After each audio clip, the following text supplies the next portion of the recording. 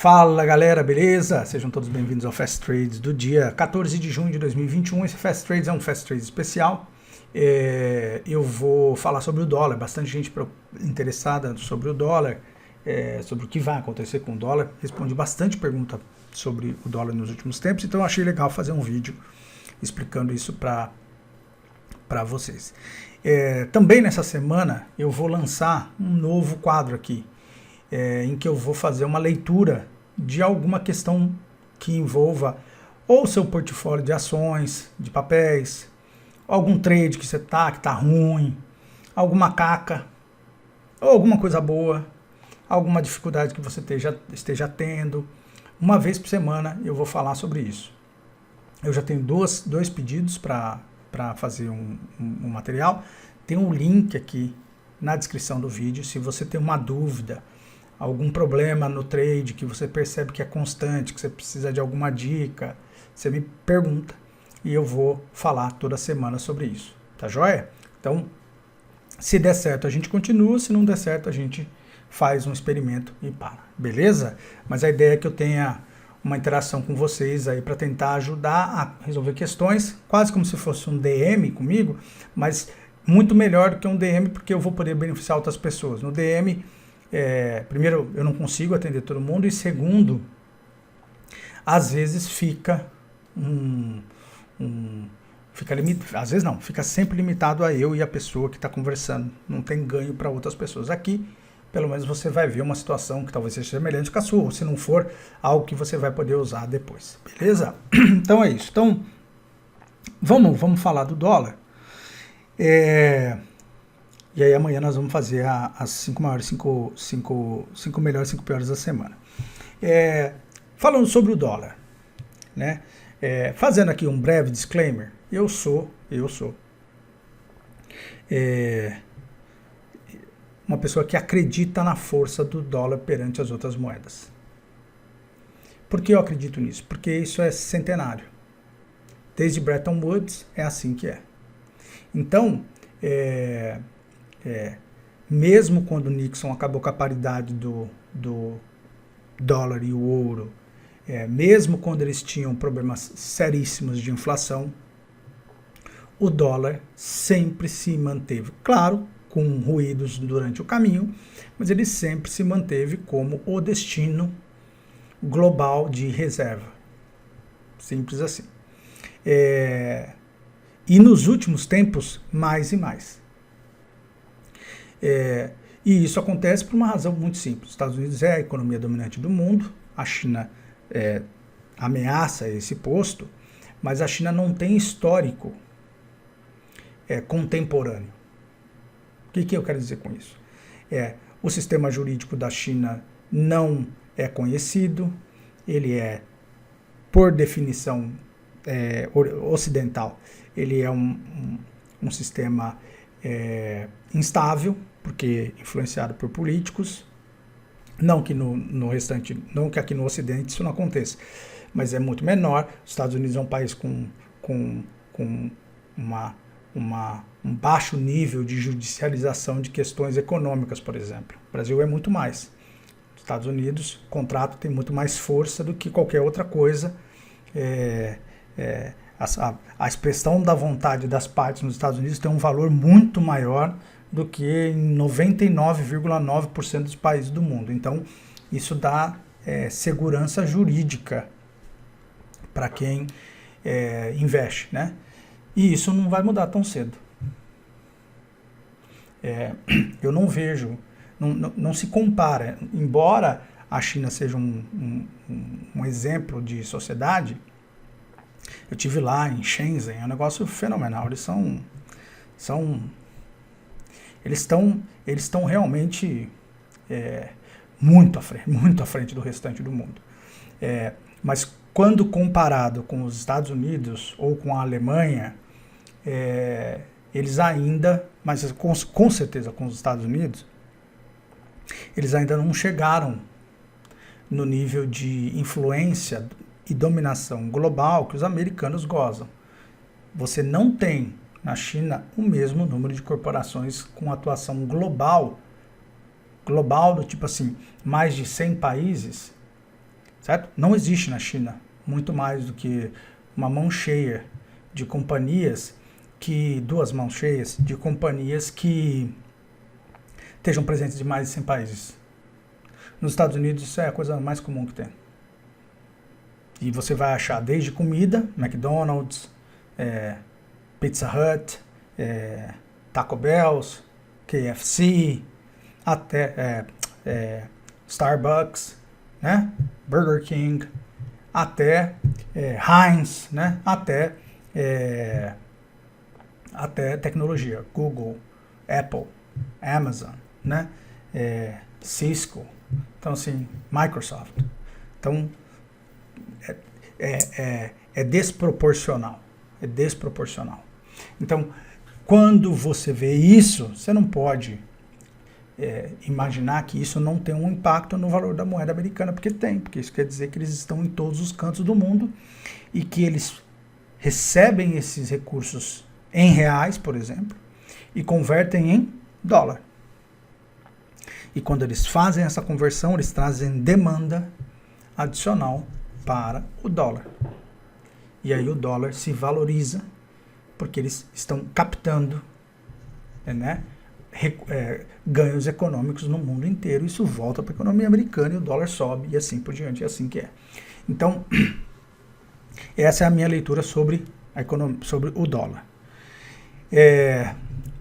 Muita gente fala, né, a China vai colocar os Estados Unidos em risco, eles são donos da dívida pública americana, etc e tal, não sei o quê. Olha, primeiro que em proporção ao PIB, o Brasil tem mais participação na dívida americana do que a China, quer ver? Ó? Isso aqui, ó, é um dado do Tesouro Americano, tá? Recentemente publicado, ó, maio 17, tá bom? Primeiro, China, 1,2 trilhões de dólares de títulos do governo americano, né? Tá, Treasury Securities, tá vendo aqui, ó? Em bilhões de dólares. China, segunda, 1,1 tri. Inglaterra, 443 bi. Irlanda, 309 bi. Luxemburgo, 282. E Brasil, 255 bi, né, que são as nossas reservas em dólar. Nós somos então 1, 2, 3, 4, 5, 6. Luxemburgo é minúsculo. Se eles receberem tudo que todos os ingressos de dólar que eles recebem, a inflação na veia, então tem que pôr para fora. A Irlanda a mesma coisa, Reino Unido a mesma coisa. Mas tirando da Europa, né? Se bem que os britânicos não gostam do contexto europeu, mas enfim, nós somos aqui, ó, o primeiro. Então, e se considerar o nosso PIB, população de mais de 200 milhões de habitantes, que daí seria Japão, a gente e a China, a gente, por PIB, a gente é o maior. Então, cuidado com essas conversas do tio do WhatsApp, entendeu? Relevante para a China? Claro, relevante. Mas por que a China tem tanto título americano? Inflação. Porque se todo esse 1 trilhão de dólares ficasse na economia chinesa, o yuan ia explodir de valor e a China ia perder competitividade econômica, comercial. Então é isso. Então, os chineses gostam do dólar forte. Porque economia não é que nem briguinha de rua, em que eu quero sempre ser o mais forte. Em economia, às vezes é bom ser a vítima. Por quê? Porque o dólar forte faz com que a minha economia seja menos afetada e eu possa vender meus produtos para os americanos mais caro. É isso. Certo?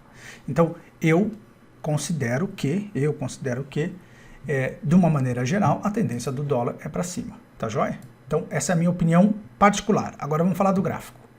O que a gente vê no gráfico aqui? Ó? No gráfico a gente vê que o dólar... e o último. Por que eu uso o euro-dólar? Por que eu uso o euro-dólar? Tá? E não e não o dólar index ou qualquer outro indicador de composto de moedas, etc. e tal. Porque é o seguinte, o mundo contemporâneo, ele é dominado por dois continentes. Por dois. Estados Unidos e Europa. Tá certo? Ah, mas a China. A China não tem a influência cultural no mundo que tem os Estados Unidos e a Europa.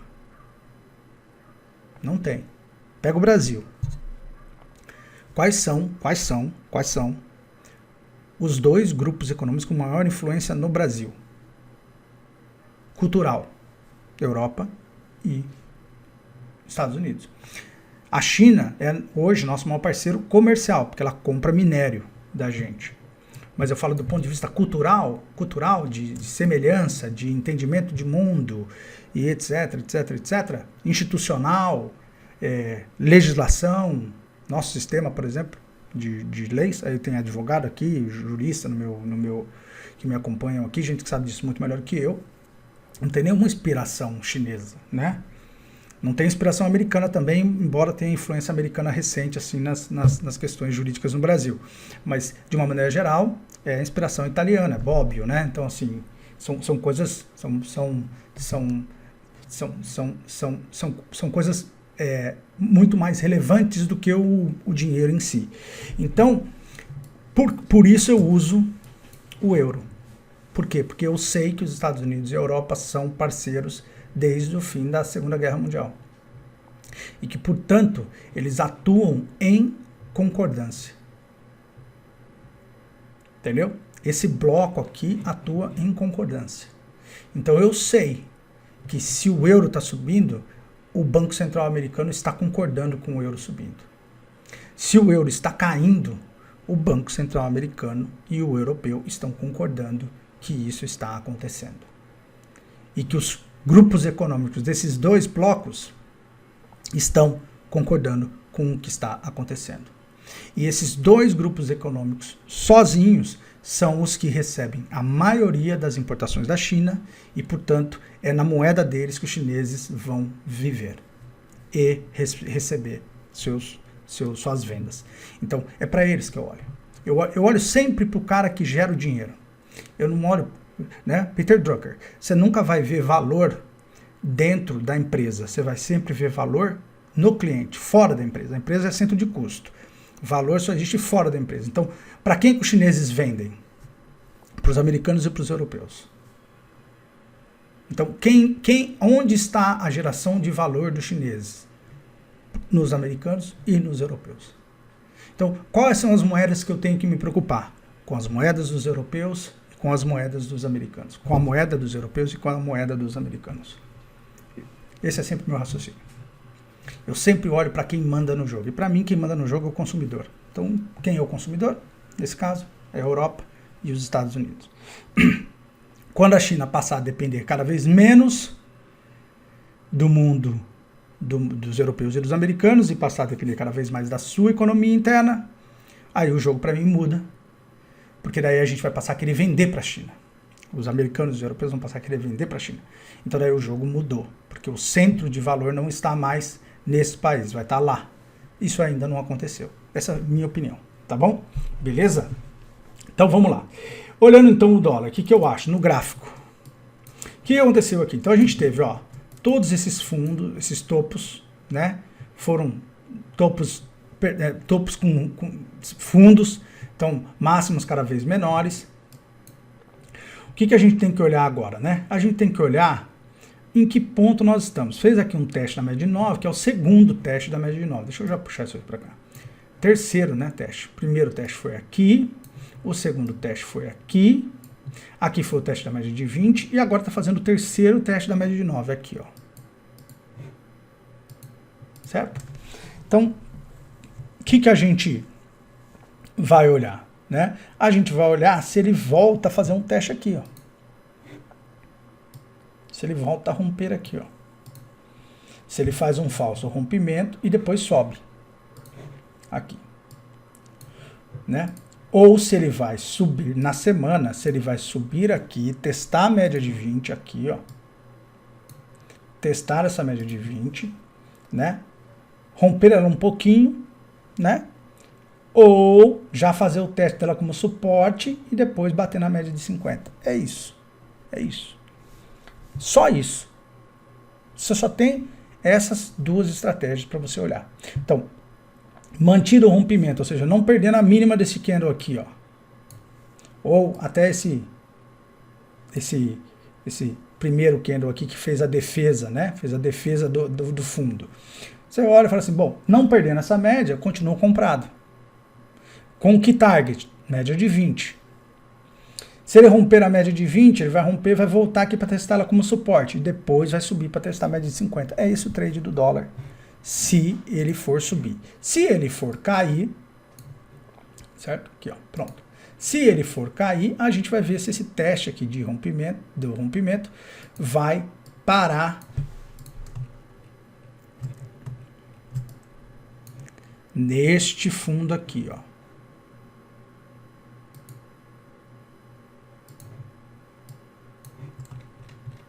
Que seria aqui, nos R$5 redondo aqui, ó. 501, né? Beleza? É isso. É isso. No diário. Aí, se você olhar no mensal, deixa eu pôr o mensal aqui para vocês verem.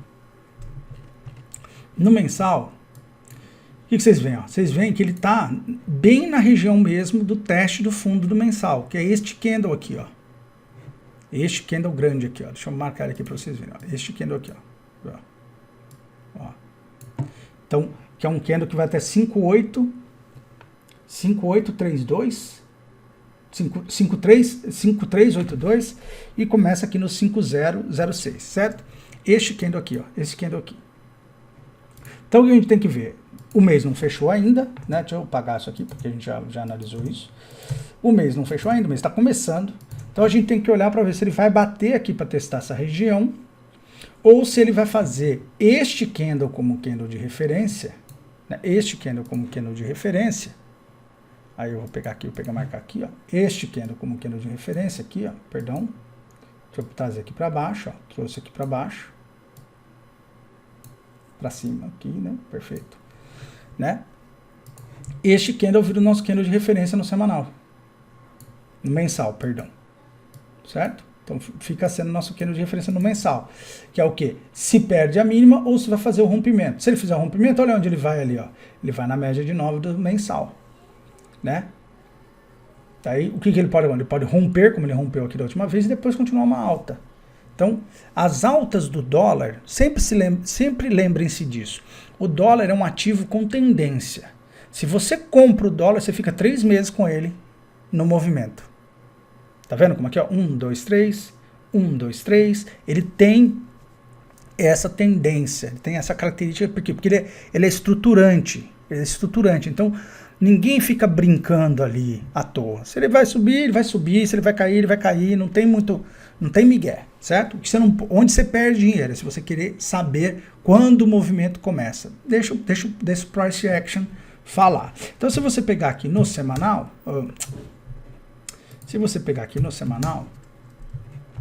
olha lá, você já tem um primeiro candle. Então, a gente marcou o candle mensal, tá joia? Deixa eu alterar essa cor aqui. Deixa eu pôr esse aqui num cinzinho aqui, pronto. Ah, vai ficar feio. Deixa eu pôr branco. Deixa eu alterar a cor. Pera aí.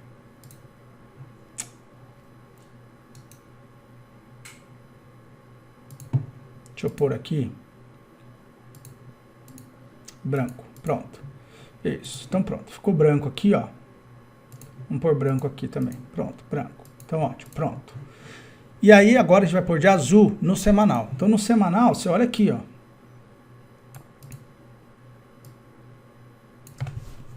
Tá? Ó.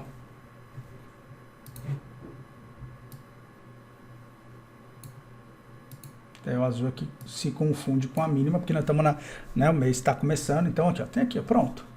Então no semanal você já tem um cenário, que é, se romper acima de 5151, vai lá buscar a média de 9 do semanal. Ótimo. Então você já tem aqui um modelo traçado de trade para o dólar, tá? Então, e aí no diário, estamos aqui com a potencial busca da média de 20. O que acontece em geral? Em geral, aqui ele vai dar uma descansadinha para depois subir. Mas não vamos nos antecipar, tá joia? Então, 20 minutos aqui de bate-papo sobre o dólar. Vamos agora olhar o restante, já que a gente está no Brasil, vamos falar do índice. O índice fez, né? Se a gente pegar aqui o semanal do índice, o índice, né? Lembra, a gente tinha falado aqui. Aqui vai ser meio chatinho de fazer isso, porque eu ainda não configurei, mas tudo bem. Vamos pegar aqui. Deixa eu pegar aqui o Fibo. Não gosto muito, mas tá bom. Vamos aqui pegar aqui, ó. Então, o que ele fez, ó? Ele veio aqui, ó. Depois eu vou consertar isso aqui para ficar mais legalzinho, que eu não gosto desse jeito, não. Então, o que ele fez aqui? Ele pegou e, basicamente, veio no 38,2 aqui. Eu não gosto, eu gosto de usar 25%, porque você vai ver que vai dar certinho aqui, um pouquinho menos que 25%, um pouquinho mais de 25%, mas tá tudo bem. Então, ó. Então, o que você tem aqui, ó? Ele descansou, movimento normal de descanso no semanal, ó. Normal, né? Era previsto, né? Tinha que descansar um pouco mesmo. Foi uma barra forte no semanal, né? E aí, o que a gente tem que ter em mente? Todos nós, né? Tem que ter em mente que isso o preço faz, né? Você tem que ir gerenciando esse preço. Se você olhar aqui no diário, ele parou aqui, ó, na média de 9 aqui, ó. Tá bom? Parou aqui na média de 9, levemente, né? Sobre a média de 9. E agora você gerencia o seu trade da semana com base nisso. Você olha aqui e fala assim, bom, se perder, vou tirar aqui o Fibo que ele vai atrapalhar a gente, tá? Se perder a média de 9, o que é perder a média de 9? Abrir e fechar um candle abaixo da média de 9.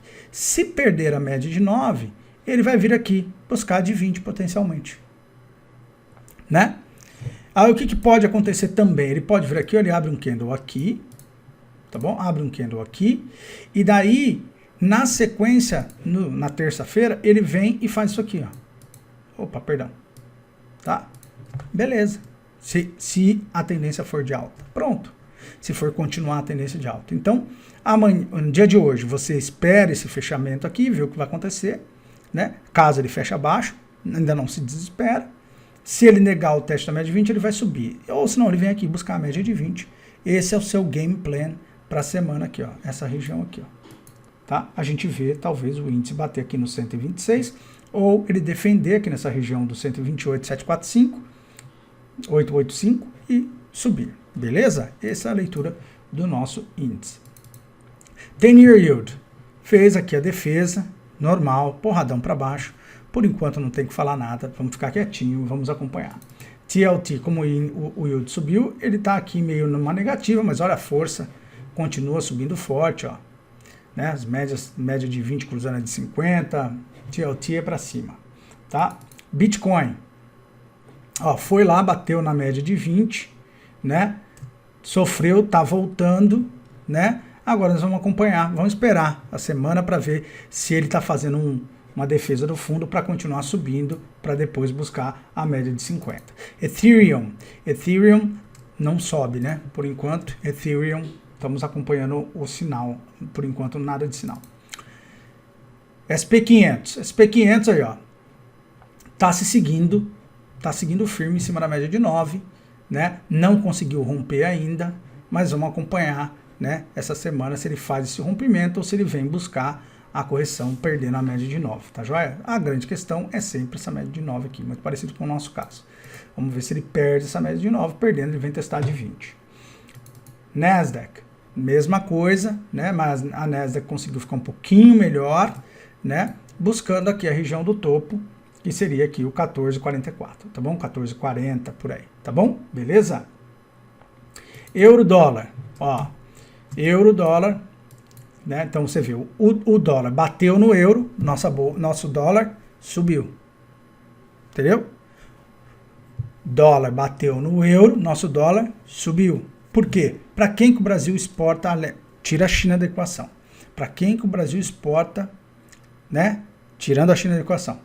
Europa, Estados Unidos. Então,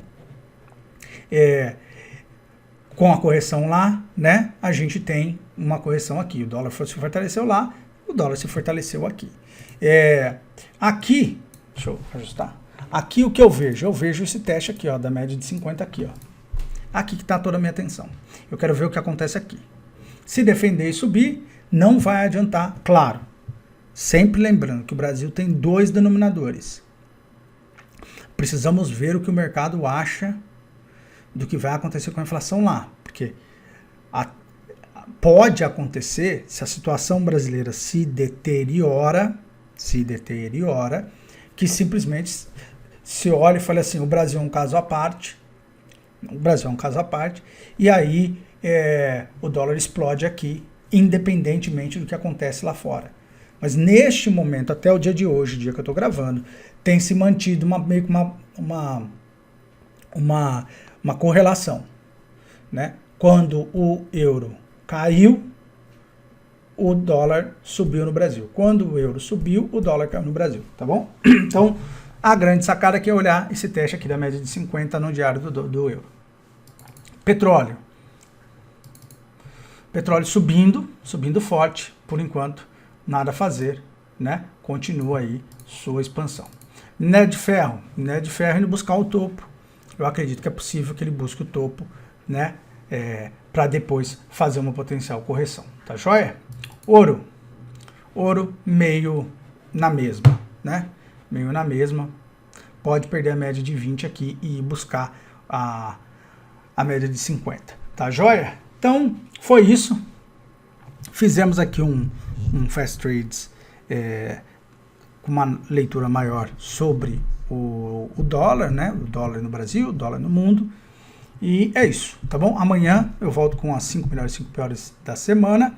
E lembrando, se você tem alguma coisa relacionada com o seu trade, o que está acontecendo com você, onde você erra, ou um problema com as suas posições que você tem hoje, o que você acha que poderia ser feito, tudo em sigilo, ninguém vai saber. Inclusive, se você quiser escrever para mim sem falar seu nome, você não precisa escrever seu nome, não precisa se preocupar. Você me manda, eu olho, né, e falo durante a semana, tá bom? Beleza? Muito obrigado, valeu. E Black ganhou, então estamos de All Black aqui. Eu não sei se eu já falei sobre isso hoje. E novidades aí para vocês durante o decorrer da semana, tá bom? Valeu, muito obrigado para todos. Gerenciem seu risco. Sucesso para todos nos trades e na vida. Falou, fui, tchau, tchau.